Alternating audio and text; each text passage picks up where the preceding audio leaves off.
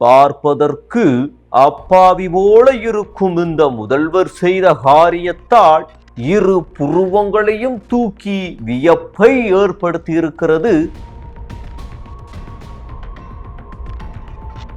பல சேனல்கள் இன்னைக்கு கண்டென்ட் கிடைக்காம என்ன பண்ணிருச்சு, கண்டென்ட்டே இல்லாம கண்ட கருமத்தெல்லாம் கண்டென்ட் ஆக்கி அந்த கண்டென்ட்டை நம்மகிட்ட வந்து கொடுக்குறாங்க. நாம என்ன பண்ணுவோம் அப்படின்னா, கண்டென்ட்டே இல்லாம கன்றாவியை கக்குற அந்த கண்டென்ட்டே கண்டென்ட் ஆக்கலாம். அறிவாலயம் நோக்கி வந்த முதல்வரின் கார், அந்த கார் சட்டென லெஃப்ட் எடுத்து ரைட் ஆக திரும்பி படபடவென சென்றதால் சற்று பதட்டத்தில் உள்ளாகினர். விஜய் அவருடைய காரில் மட்டும் 4 டயர்கள் இருந்ததை நம்மளால் உற்று கவனிக்க முடிகிறது. ஜெய் போடுற ஷூ எவ்வளோ, ஜெய் போடுற கோட் எவ்வளோ, ஜெய் போடுற இது எவ்வளோ, இதை வச்சே அவங்க ஒரு ஜேர்னலிசம்னா என்ன, என்ன ஊடகம்னா என்ன, மக்களுக்கு எது தேவை? தற்போது பதவியேற்றிருக்கும் ராஜ்மோகன் அவர்கள் தன்னுடைய கட்சியின் முதல் தலைவரான முதலமைச்சரை கடவுள் சாட்சியாக என்று கைநீட். நீங்க இந்த ஒயின் ஷாப்ல மூடி இருக்காங்க, அதுக்கு பில்டப் கொடுக்கலாம் வேணா, நான் சொல்லித்தரேன்.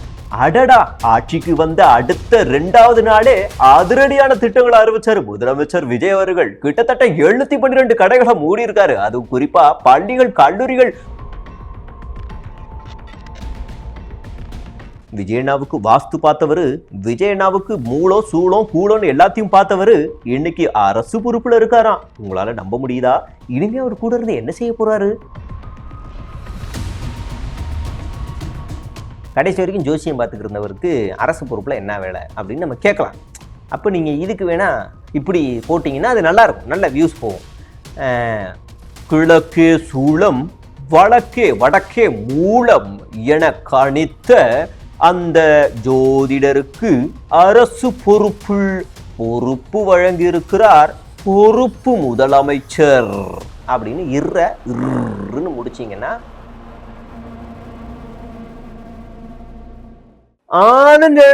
வணக்கம். இன்றைக்கு சிறந்த ஆளுமைகள் நம்மளோடு இணைந்திருக்கிறார். அவருடன் சிறப்பான நேர்காணல் நம்ம தொடர இருக்கிறோம். அதே நேரத்தில் அடுத்த சேனல் பார்க்குறோம். அடுத்த சேனல் மாற்றணும்னா இன்னைக்கு என்ன ஆச்சு அப்படி பார்த்தீங்கன்னா, விஜய் என்ன சாதாரணமாக போய்கிட்டு இருக்கும் போது டக்குன்னு அவர் வெப்சைட்டில் பார்த்துருக்காரு. அந்த இடத்துல என்ன நடந்துச்சுன்னு தெரியுமா உங்களுக்கு? கேட்டால் உங்களுக்கே ரொம்ப சுவாரஸ்யமாக இருக்கும். அப்படியே அடுத்த சேனல் மாற்றணும் அப்படின்னா, பார்ப்பதற்கு அப்பாவி போல இருக்கும் இந்த முதல்வர் செய்த காரியத்தால் இரு புருவங்களையும் தூக்கி வியப்பை ஏற்படுத்தி இருக்கிறது பார்வையாளர்களாகிய நமக்கு அப்படின்னு ஒரு சேனல். அடுத்த சேனல் நம்ம மாத்திரம் அப்படின்னா, இப்போது நீங்கள் பார்த்து கொண்டிருக்கின்ற இந்த நபர் காமராஜ் அவர் தற்போது சட்டமன்றத்தின் மூலையில் இருக்கக்கூடிய அந்த இருக்கையில், நன்றாக கவனித்தீர்கள் என்றால், மூலையில் இருக்கக்கூடிய அந்த நாற்காலியில் இருந்து எழுந்து தன்னுடைய வலது கையை நீட்டி, நன்றாக கவனிங்கள், இடது கையை நீட்டினால் செவர் முட்டும், அதனால் வலது கையை நீட்டி தாவேகா விஜய் அவர்களுக்கு, குறிப்பாக தாவேகா விஜய் அவர்களுக்கு ஆதரவு தெரிவித்திருக்கிறார். இது ஒரு சேனல். இது ஒரு பக்கம் அப்படியே போயிடுச்சுன்னா, வேற யாராவது என்ன டெம்ப்ளேட் நம்ம மறந்துட்டோம்னா இந்த டெம்ப்ளேட் வரும். இன்னைக்கு என்ன பார்த்துக்கிட்டிங்கன்னா, இன்னைக்கு முதலமைச்சரா ஹீரோ பதவி ஏற்கிறாரு. ஏற்கனவே இருந்த எதிர்கட்சி தலைவர் பதவி ஏற்க வராப்புல. அவர் ஏற்கும்போது நம்ம முதல்வராக இருக்கவர் மதிக்கவே இல்லை. மதிக்காமலே என்னடா அவர் பார்த்துக்கே இருக்காரு அப்படின்னு பார்த்தா ஒரு மாதிரி சலசலப்பாக தான் இருந்துச்சு. அப்படி பல சேனல்கள் பல கோணல்களில் பண்ணிக்கிட்டு இருப்பாங்க.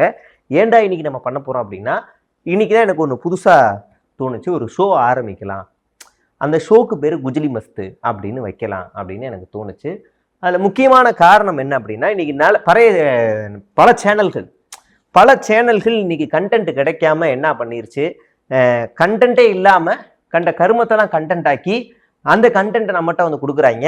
நாம என்ன பண்ணுவோம் அப்படின்னா, கண்டென்ட்டே இல்லாமல் கன்றாவியை கக்குற அந்த கண்டென்ட்டே கண்டென்ட் ஆக்கலாம். அப்படின்னு முடிவு பண்ணிட்டோம். குறிப்பா அந்த ஜில ஆரம்பிக்கிற சேனல், அப்புறம் பி அதுல ஆரம்பிக்கிற இந்த சேனல்கள்லாம் வாய்ஸ் ஓவர்ன்ற பேர்ல சில பேரை பாவம் அப்பாவியான பசங்களை போட்டு வச்சிடுறாங்க.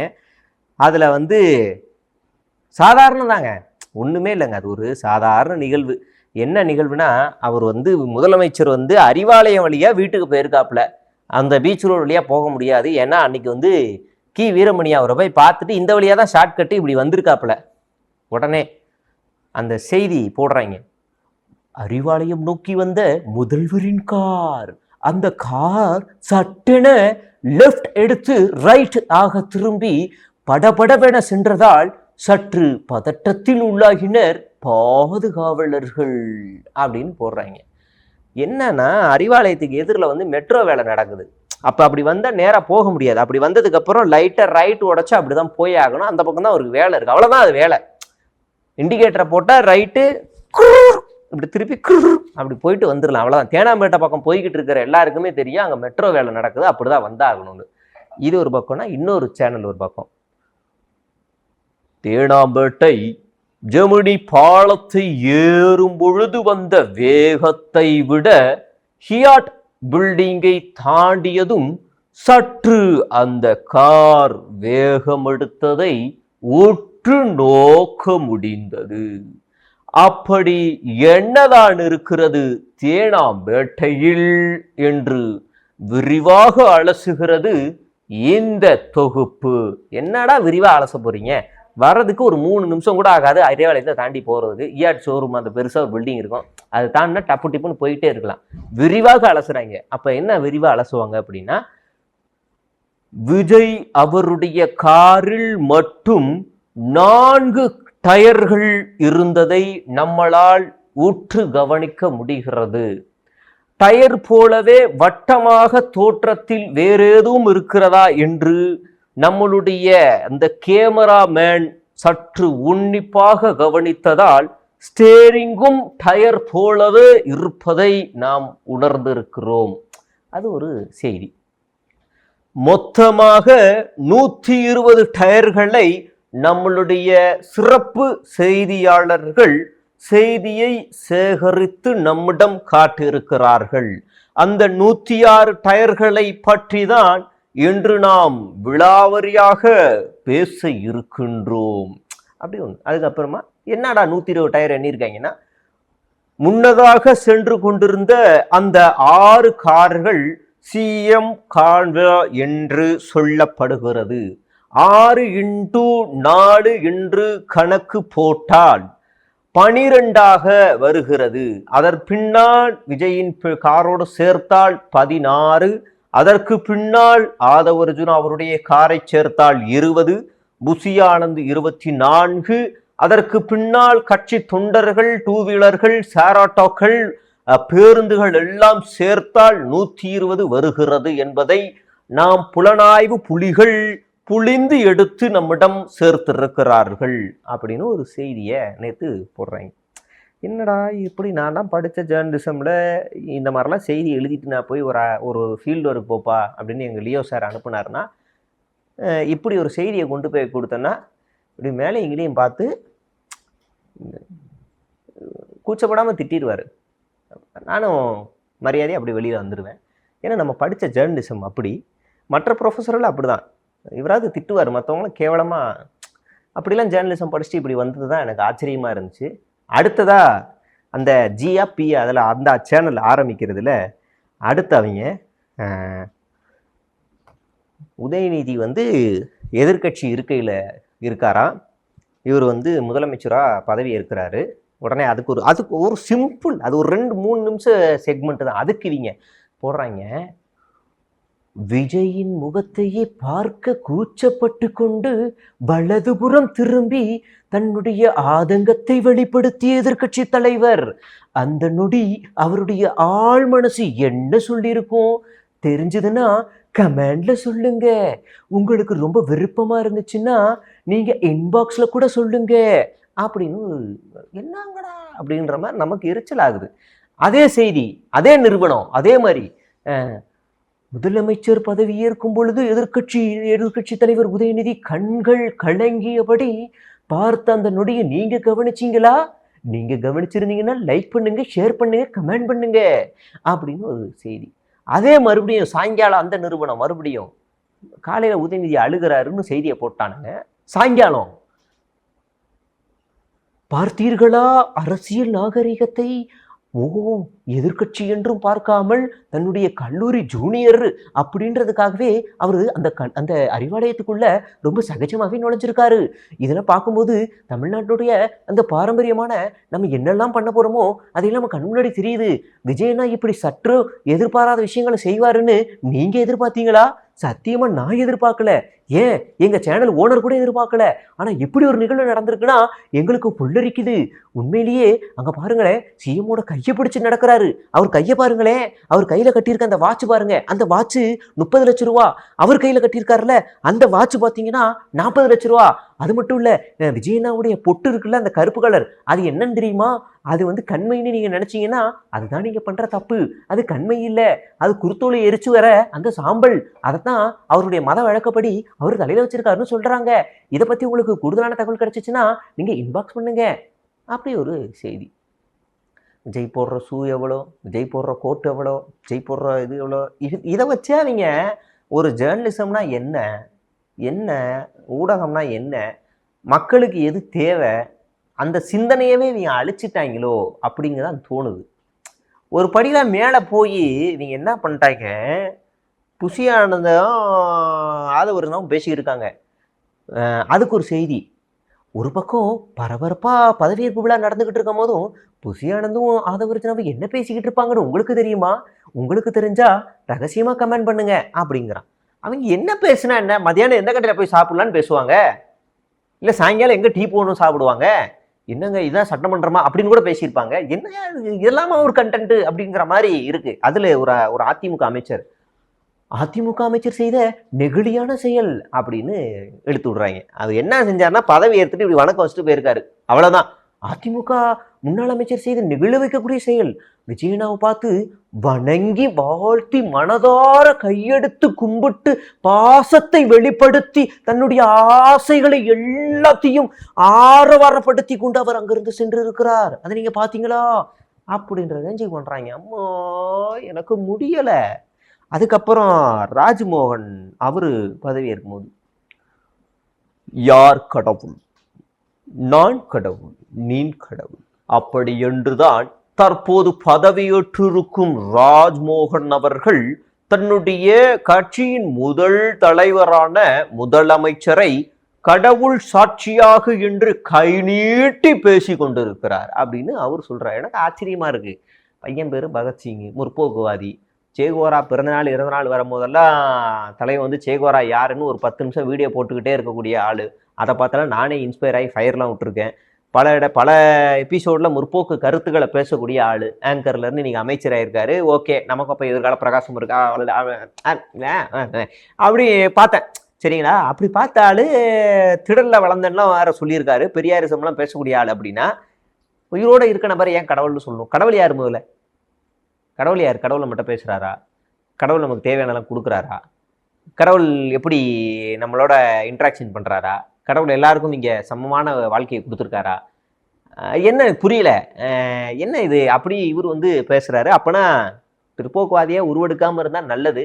ரெண்டாவது, ராஜ்மோகன் அவர்களுக்கு ஆதி திராவிடர் நலத்தை கொடுக்க போறோம் அப்படின்னு இப்பயே பத்த வச்சிட்டாங்க. அப்படியெல்லாம் ஒரு நபரை அவருடைய சமூகம் சார்ந்து ஒரு அமைச்சரவையில் சுருக்கிறது மிகப்பெரிய ஆபத்தை உருவாக்கும் அப்படிங்கிறதான். ஐயோ, நான் ஸ்டேஞ்ச் டாக்ஸ்ல பேசுறத வந்துட்டேன். ஸோ கம்மிங் டு நம்ம குஜிலி மஸ்து ஷோ, அதுக்கு வரப்போறோம். அடுத்ததா சேலம் மாவட்ட செயலாளர் இப்படின்ட்டு போயிட்டாப்புல. அவர் வழக்கமா அதான் பண்ணுவாப்புல. சேலம்ல தேர்தல் பிரச்சார கூட்டம் நடக்கும்போது அவர் அங்க அப்படிதான் பண்ணிக்கிட்டு இருந்தாப்புல, அதான் பண்ணுவாப்புல.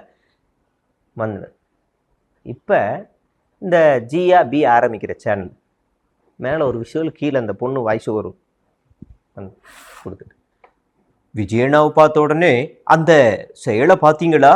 மாவட்ட செயலாளர் சும்மா கம்பீரமா கெத்தா சல்யூட் ஒன்று அடிச்ச உடனே விஜயனாவே திணறி பதறி பந்தாடிட்டாரு. உண்மையா சொல்ல போனோம்னா அவர் உண்மையிலே மிலிட்ரியா இருப்பாரோ? செம ஹைட் இல்ல, நீங்க அதை கவனிச்சிங்களா? அவருடைய ஹைட் மட்டும் 7.2 கிரேட் ஹாலின்னு சொல்றாங்க. உண்மையா இருந்துச்சுன்னா கமெண்ட் பண்ணுங்க. அது மட்டும் இல்ல, அவர் அடிச்ச அந்த சல்யூட்டோட ஃபோர்ஸை பார்த்தீங்களா? குறைஞ்சது 250 வேகம் இருக்கும்னு சொல்றாங்க. அதை தான் இன்னைக்கு நாம பார்த்துக்கிட்டு இருக்கோம். அந்த வீடியோ நீங்களே ஒரு தடவை பாருங்களேன். விஜயனோட ஃபேஸ் ரியாக்ஷனை பாருங்களேன், எப்படி இருக்குன்னு பாருங்களேன். ஆஹா, என்னமா அழகா சிரிக்கிறார் பாருங்களேன், எப்படிப்பட்டவரா இருக்காரு பாருங்க. அவர் வந்த அடுத்த 3வது நொடியே அந்த சல்யூட் அடிப்பாருன்னு சற்றும் நம்ம எதிர்பார்க்கவே இல்லை. அடடா, எண்ணமான சல்யூட். இப்படி ஒரு செய்தி எனக்கு ஸ்க்ரோல் பண்ற அந்த வெறுப்பாவே ஆயிடுச்சு. இந்த மாதிரி செய்தியை கேட்டு கேட்டு கேட்டு பில்டப் போதும்டா, நீ பில்டப் கூட கொடு. எதுக்கு பில்டப் கொடுக்கணும்னா, நீங்கள் இந்த ஒயின் ஷாப்பில் மூடி இருக்காங்க, அதுக்கு பில்டப் கொடுக்கலாம். வேணா நான் சொல்லித்தரேன். அடடா, ஆட்சிக்கு வந்த அடுத்த 2வது நாளே அதிரடியான திட்டங்களை அறிவிச்சாரு முதலமைச்சர் விஜய் அவர்கள். கிட்டத்தட்ட 712 கடைகளை மூடி இருக்காரு. அது குறிப்பா பள்ளிகள், கல்லூரிகள், கோவில்கள் பக்கத்துல இருக்கக்கூடிய கடைகளை, முக்கியமா மக்கள் நடமாட்டம் அதிகமா இருக்கக்கூடிய கடைகளை மூடி இருக்காரு. சொன்னா நம்ப முடிகிறதா?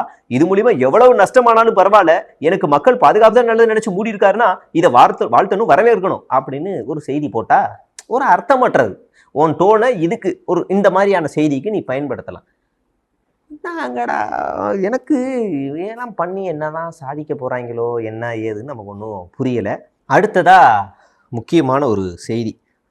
நீங்க இந்த செய்திக்கு வேணும்னா நீங்க வேணா இந்த வாய்ஸ் டோனை நீங்க எடுக்கலாம். விஜயுடைய ஜோதிடர் பண்டிட்டா அவருக்கு அரசு பொறுப்புல பதவி கொடுத்துருக்காங்க. இப்போ நீங்க இந்த செய்தியை நீங்க எப்படி போடணும் அப்படின்னு நான் சொல்லித்தரேன். விஜயண்ணாவுக்கு வாஸ்து பார்த்தவரு, விஜயண்ணாவுக்கு மூலம் சூளம் கூலம்னு எல்லாத்தையும் பார்த்தவரு இன்னைக்கு அரசு பொறுப்புல இருக்காராம். உங்களால நம்ப முடியுதா? இனிமே அவர் கூட இருந்து என்ன செய்ய போறாரு? உங்களுக்கு கேட்டாலே ஷாக்கா இருக்குல்ல.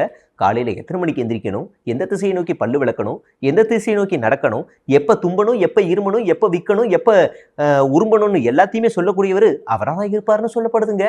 அது மட்டும் இல்ல, எந்த நேரத்துல தண்ணி குடிக்கணும், எந்த நேரத்துல சாப்பிடணும், யாரை பார்க்கணும், யாரை பார்க்கக்கூடாது, எந்த திசையில தூக்கி சோஃபா போட்டு உட்காரணும் அப்படின்னு எல்லாத்தையுமே கணிக்க போறது எந்த அரசு அதிகாரி தான் அப்படின்னு சொல்லப்படுதுங்க.